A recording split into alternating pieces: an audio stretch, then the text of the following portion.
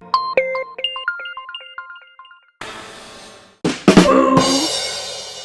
there, fools.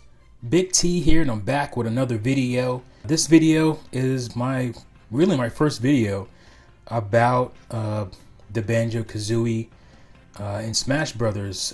This is my first direct video. I did a live reaction watching the reveal at Nintendo's E3, but I haven't really talked about it post that. Maybe I said some things on the Juices Lose podcast.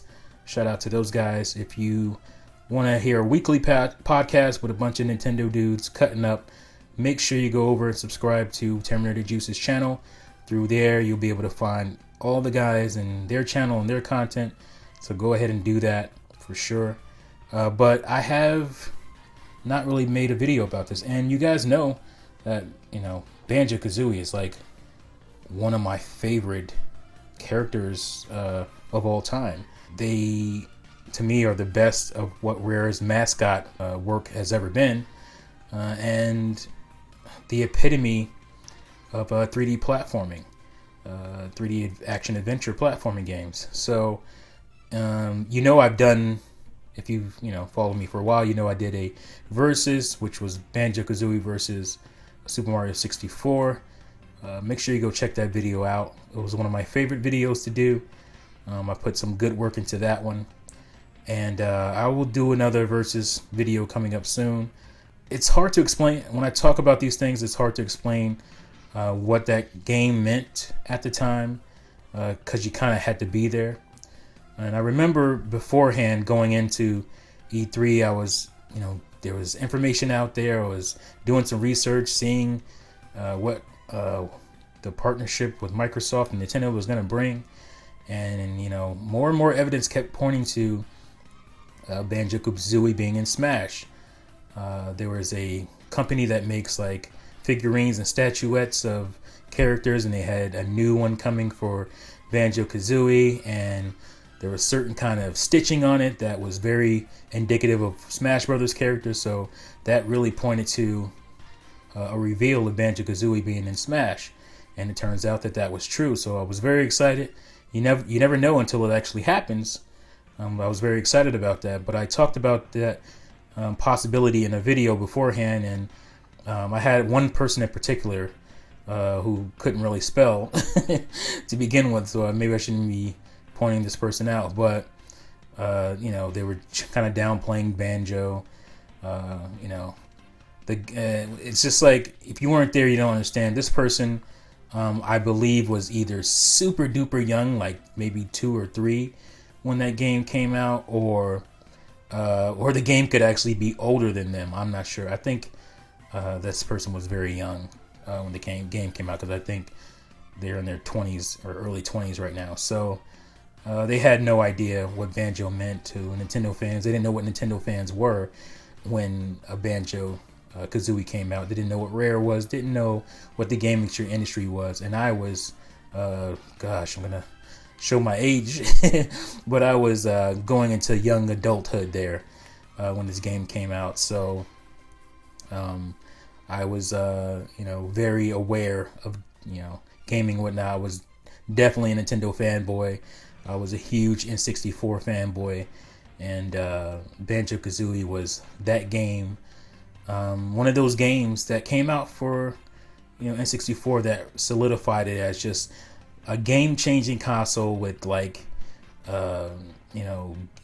just industry-shifting type of games on it. And I talk about that system very highly, and I don't talk about the Gamecube as highly because Gamecube was an evolution of the N64, but I felt like it didn't have the impact as far as first and second party games that really solidified it and separated it from other consoles. I actually think that was one of the reasons that the GameCube didn't do as well as the N64, but clearly not as well as the other consoles. Now, it didn't do much worse than Xbox, but Xbox was new to gaming, the gaming realm, and it still ended up outselling Nintendo GameCube by a couple million, I think. But that's not what this video is about. It's about Banjo. Obviously, we lost Rare to Microsoft, and they pretty much, became a shell of what they were. there's something about this game in particular. I just remember, I talk about it a lot, and I refer to it as being like an interactive Saturday morning cartoon adventure. And again, Saturday morning is very different. When I was a kid, Saturday morning cartoons, that was an event. You did not sleep in as a kid in the 90s and 80s, late 80s, early 90s. Kids around my age, we did not sleep in because we woke up definitely for Saturday morning cartoons because it was an event. And Banjo Kazooie it's like a fairy tale adventure game.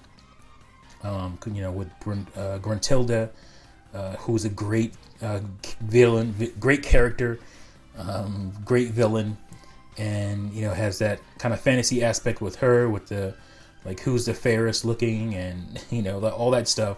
And she kidnaps Banjo's sister because her pot tells her that her sister is better looking, and it's just a great, cool little fantasy story. The characters were just great, very memorable. The graphics at the time, there wasn't really a game out there on consoles that looked anywhere as good as Banjo Kazooie did, especially for the type of game it was. A lot of games were trying to be kind of realistic as they could be in that era, with stuff like Metal Gear Solid and Siphon Filter and stuff like that. But those games do not hold up anywhere near as well as Banjo Kazooie does. It's still very playable, nice visual art style, and just an amazing soundtrack by Grant Kirkhope. It's probably his best collective work on a video game. It's just fantastic, and the dynamic music to where you go to certain areas and the music changes, some of the instruments change, but it's still the same piece. It's just amazing. The game is just awesome, and of course it has its flaws that you can look back on now, and I've seen many YouTubers talk about this and that now about what's a flaw and what's not. But I guarantee you in 1999, the stuff that they talk about today was not a flaw back then, because you come in with a different mindset 20 years later or even 15 years later reviewing that game, and other things have come out, copycat games. Yes, games like Ratchet and Clank and Jak and Daxter would not exist without Banjo Kazooie. If you don't know that, then you're just blind. You're not paying attention. Banjo Kazooie definitely started the buddy platformer setup to where your buddy character added different types of gameplay elements. And if you played the game, you know what I'm talking about. And that's the same that goes for Jak and Daxter and Ratchet and Clank, stuff like that. So it influenced 3D platformers going ahead, and those 3D platformers became famous and popular in their own rights, and it all had to do with Banjo Kazooie. Like I said, it was pretty much rare at their peak of definitely 3D game world design. Just great ideas, and that's why so many people wanted that game to come back. They wanted those characters to come back. We've been longing for those characters for decades, and some people, like I said, don't understand it because they were not around at the time, and they're shiny new toys. They looked at those and like, whoa, this is way better than that. I don't understand why people revere this so much. You weren't there. It's like trying to explain how awesome the Dreamcast is to people who weren't there at the time. And it's just, you had to be there. You just kind of had to be there. And like I said, those games didn't live in a bubble. They went on to influence other games because the industry recognized how great Banjo Kazooie and Tooie were. They were fantastic. So that's why we revere Banjo so much. He's just a great character. A bird and a bear together, it just works. If you saw the commercials, another thing, this game came out like a day before my birthday, so it was a present. Everything about it, like that colorful, awesome box and box art, I really loved that. where Banjo is running, he's carrying a Jinjo, and you see Gruntilda. It's just beautiful to me. It's one of the best box arts on the N64, and it really portrayed the game really well. It starts off great. It doesn't drag. You get you into these worlds. The music is fantastic, and I'm super happy to have Banjo Kazooie in Smash. And the hope is it leads to a new game or new games in the series. That's what we hope. It probably might not happen, but hopefully Microsoft passes it off to somebody else, one of these other studios who clearly reveres that game as well, and do some kind of deal, some kind of joint venture, and make a new Banjo Kazooie. And Banjo Kazooie definitely deserves to be in Smash. No question about it. They are iconic characters from an former iconic development studio in Rareware, and this is how you bring them back, putting them in the most popular, biggest fighting game franchise out there, with other, tons of iconic characters, Sonics and Pac-Mans and Mega Mans and all that stuff. It's perfect to put Banjo along that group, because he and she belong in that group as impactful characters. So it's great to see, and they definitely belong. So yeah, that's it for this video. What do you guys think? Do you think Banjo Kazooie deserved to be in Smash? Do you not really care for the characters or whatever? Let me know in the comments below. Thank you guys again for watching and listening, and I'll see you folks next time. Peace out.